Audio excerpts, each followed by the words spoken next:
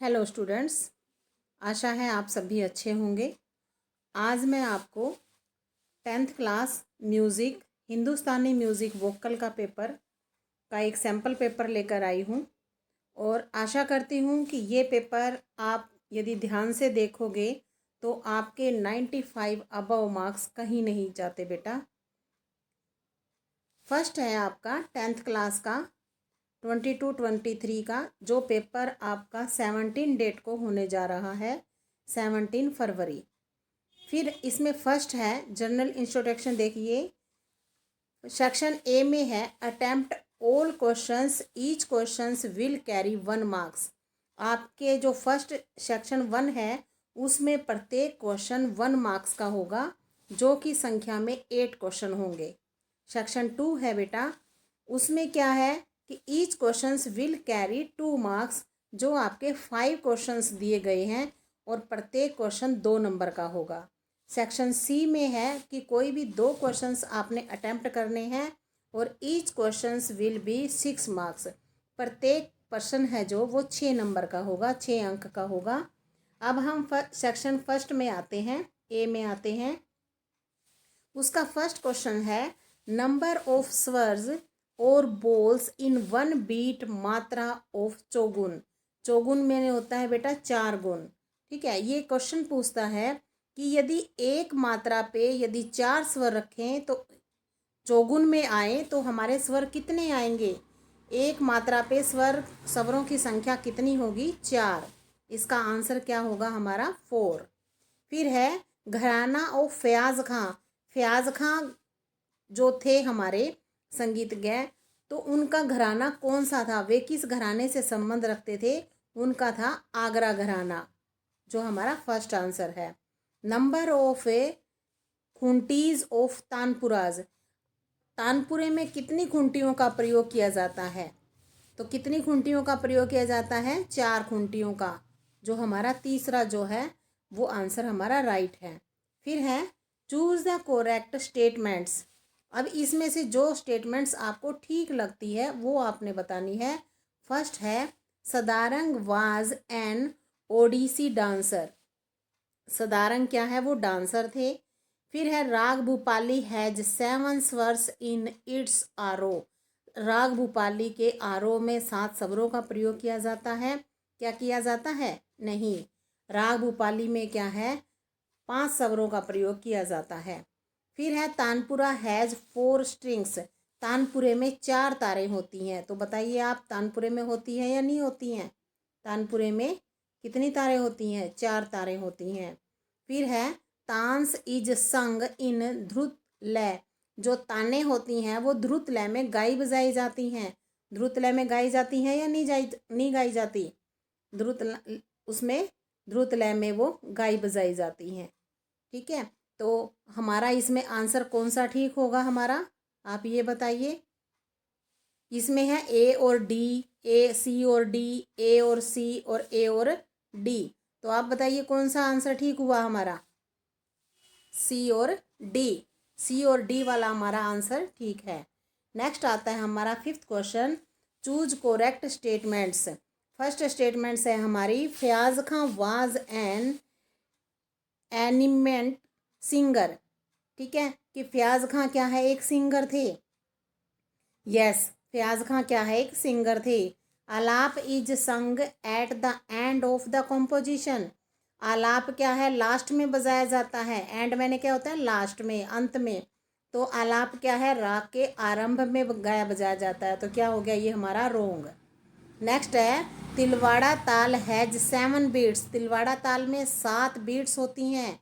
कितनी होती हैं, 16 होती हैं। तो मीन्स ये क्या हो गया हमारा रोंग। नेक्स्ट है विलंबित ख्याल इज संग इन स्लो टेम्पो।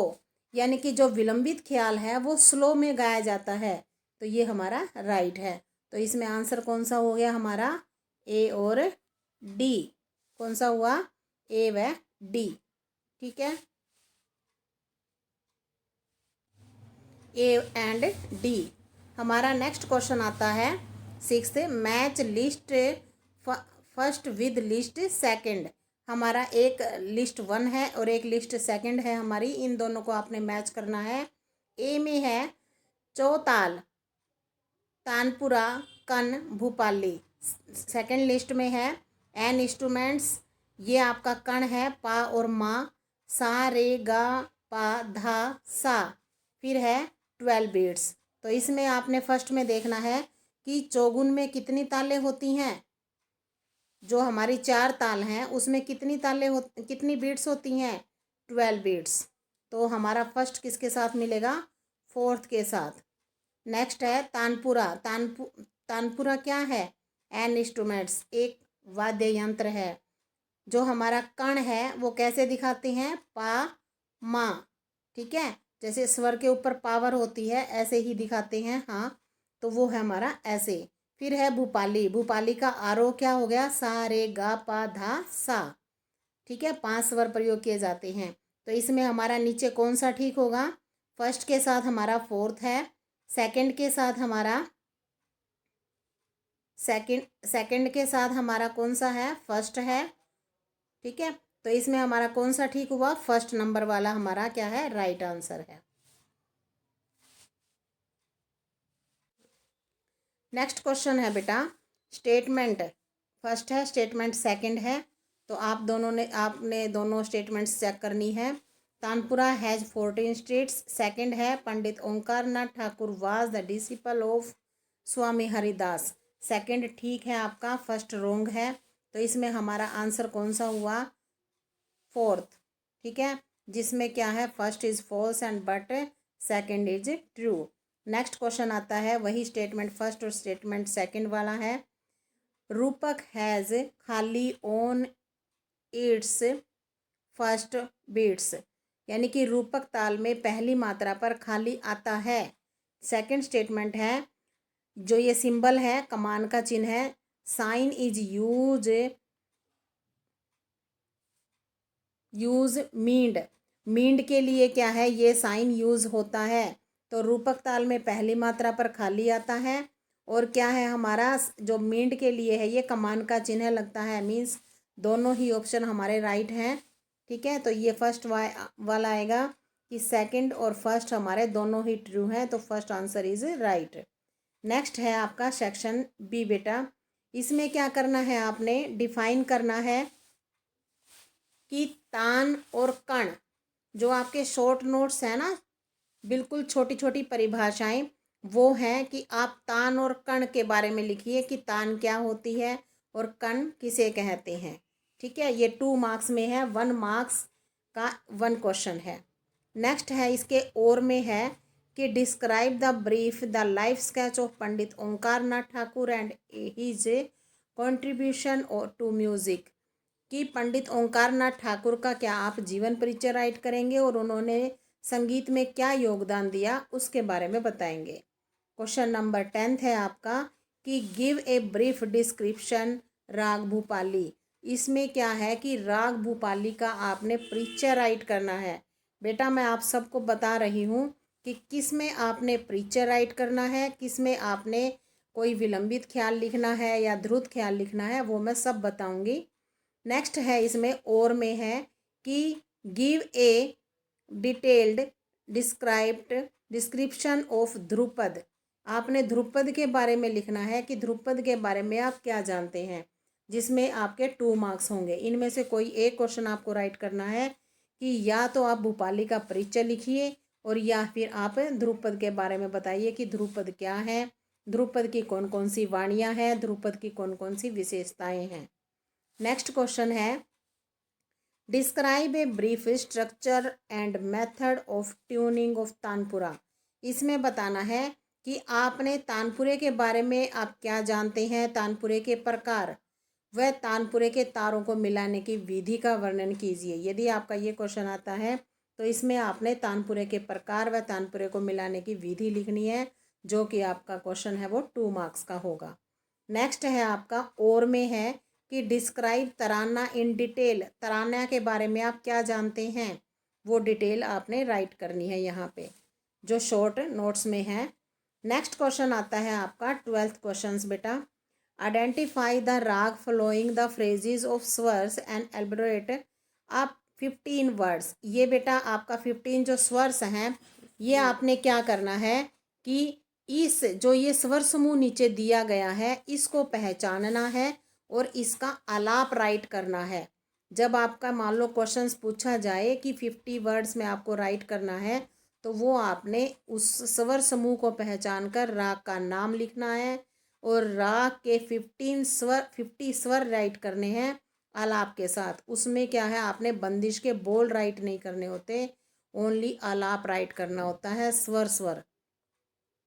तो वो आपका राग का आलाप कहा जाता है। इसके और में क्वेश्चन दिया हुआ है कि give a life sketch and contribute of Tansen.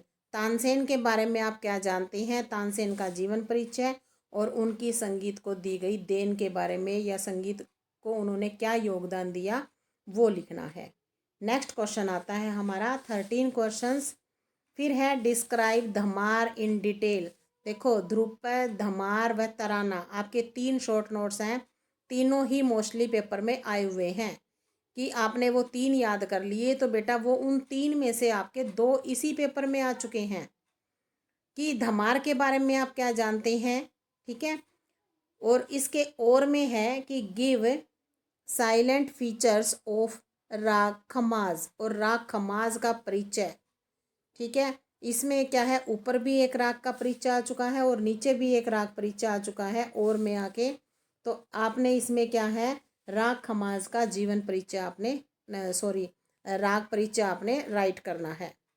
फिर आता सेक्शन सी में, आपका सेक्शन सी में 14 क्वेश्चंस है। 14 क्वेश्चन क्या है, राइट ए नोटेशन ऑफ विलंबित ख्याल ऑफ एनी राग ऑफ यूअर सिलेबस। इसमें साफ साफ लिखा हुआ है कि आप किसी भी राग का जो आपके सिलेबस में है उसका एक विलंबित ख्याल लिखिए। विलंबित ख्याल लिखिए। विलंबित ख्याल क्या होता है, जो आपको नोटेशन में राइट करना है। आपको एक क्वेश्चन करवाया गया है बेटा कि आलाप किसे कहते हैं। राग में लगने वाले स्वरों का जब तीनों सप्तकों में वर्णन किया जाता है विलंबित लय में, उसे क्या कहते हैं, आलाप। तो आपने यहाँ विलंबित ख्याल इन्होंने मांगा है, तो किसी भी एक राग का आप विलंबित ख्याल लिखेंगे, मीन्स आलाप राइट करेंगे। इसमें आलाप क्या होता है, मैं आपको एक बार के लिए बता दूं कि उसमें बंदिश नहीं होती, किसी भी गाने के बोल नहीं लिखे जाते, ओनली स्वरों का प्रयोग किया जाता है, उसे कहते हैं आलाप। इसमें आलाप में आपने क्या करना है, सिंपल सी 16 मात्राएं बनानी है जो 3 ताल में प्रयोग की जाती हैं। 4-4 मात्राओं के 4 विभाग बनाने हैं और उसके बाद आपने राग में लगने वाले स्वरों का विस्तार करना है। आप पहली मात्रा से भी स्टार्ट कर सकते हो और 9वीं मात्रा से भी आप स्टार्ट कर सकते हो, खाली से भी आप लिखना शुरू कर सकते हो, जो कि आपकी बुक में दिए हुए हैं। नेक्स्ट क्वेश्चन आता है बेटा 15 क्वेश्चंस। गिव इंट्रोडक्शन ऑफ ताल रूपक। इसमें क्या है कि रूपक ताल का आपने इंट्रोडक्शन देना है। और तिलवाड़ा ताल, बीच में ध्यान रखना कि ओ आर मीन्स होता है या, और ए एंड डी मीन्स होता है और। इस चीज़ का ध्यान रखोगे बेटा कि गिव इंट्रोडक्शन ऑफ ताल रूपक और तिलवाड़ा ताल और रूपक ताल में से किसी एक का आप इंट्रोडक्शन दोगे, शास्त्रीय परिचय राइट करोगे। एंड राइट तिगुन ऑफ चार ताल एंड दुगुन ऑफ रूपक ताल। फिर आपने ये लिख रहा है कि इन दोनों तालों में से, दोबारा से फिर क्वेश्चन रीड करवा रही हूँ कि गिव इंट्रोडक्शन ऑफ रूपक ताल एंड तिलवाड़ा ताल। तिलवाड़ा ताल और रूपक ताल में से किसी एक का आपने शास्त्रीय परिचय राइट करना है। उसके बाद क्या कहता है, एंड राइट तिगुन ऑफ चार ताल। चार ताल की आपने ओनली तिगुन राइट करनी है, तिगुन लिखनी है। दुगुन ऑफ रूपक ताल और रूपक ताल की दुगुन लिखनी है। यानी कि इसने क्वेश्चन 2 तरीके से दे दिया है कि रूपक ताल और तिलवाड़ा ताल का में से किसी एक का आपने शास्त्रीय परिचय राइट करना है कि रूपक ताल 7 मात्राओं की ताल होती है, 3-2-2 मात्राओं के 3 विभाग बनते हैं, इस तरीके से। दूसरी बात, ये एंड के बाद क्या कहता है कि राइट तिगुन ऑफ चार ताल। 4 ताल की आपने तिगुन राइट करनी है, तिगुन लिखनी है ताल लिपि में, ठीक है, स्वर लिपि में। और दुगुन ऑफ रूपक ताल और रूपक ताल की दुगुन लिखनी है। इनमें दोनों में से भी किसी एक की आपने जो बिल्कुल अच्छे ढंग से आती है उसको आपने राइट करके आना है पेपर में। नेक्स्ट क्वेश्चन आता है हमारा, राइट ए नोटेशन ऑफ ए ध्रुत ख्याल ऑफ एनी वन राग ऑफ यूअर सिलेबस। आपके सिलेबस में से किसी एक राग की आपने ध्रुत ख्याल लिखनी है। मीन्स आपने बेटा बंदिश भी लिखनी है और उसके नीचे स्वर भी लिखने हैं, जो आपकी बुक में राग परिचय के तुरंत बाद लिखे हुए हैं। 2 लाइनें स्थाई की, 2 लाइनें अंतरे की, ठीक है। जैसे आपके बुक में दी हुई है कि राग भूपाली है, ठीक है। राग भूपाली का जब हम परिचय राइट करते हैं तो सबसे ऊपर दोहा है और उसी दोहे की पीछे स्वर लिपि भी लिखी हुई है। आप उसी दोहे को अच्छे ढंग से याद करके जो आप नीचे जो बंदिश होती है, बंदिश के रूप में वो दोहा लिख सकते हो। और स्वर हैं जो हम यूज़ करते हैं, सारे जो भी हमारे 5 स्वर यूज़ होते हैं वो हम राग भूपाली में यूज़ करते हैं। उन्हीं 5 स्वरों से आप उसकी पीछे की नोटेशन क्या है वो राइट कर सकते हो, ठीक है। ये हमारा लास्ट क्वेश्चन था जिसमें हमें ध्रुत ख्याल, जब ध्रुत ख्याल आता है तो उसमें बंदिश और स्वर दोनों लिखने होते हैं। विलंबित ख्याल आता है तो खाली स्वर स्वर लिखने होते हैं, उसके नीचे क्या है बोल नहीं लिखने होते। ओके बेटा, ये था आज का मेरा सैम्पल पेपर जो 10th क्लास का है, जो 30 मार्क्स का पेपर है। यदि आप ये पेपर सारा रिवाइज कर लेते हैं, लर्न कर लेते हैं तो 100% श्योरिटी देती हूँ बेटा 95 अबव मार्क्स आपके पक्के हैं। तो मुझे आशा है कि आप सभी बच्चे इस क्वेश्चन पेपर को ध्यान से रीड करेंगे और इन सभी क्वेश्चंस को लर्न करेंगे और लर्न करके राइट करके देख के अपनी प्रैक्टिस ज़रूर करेंगे। थैंक यू बेटा, thank you all of you.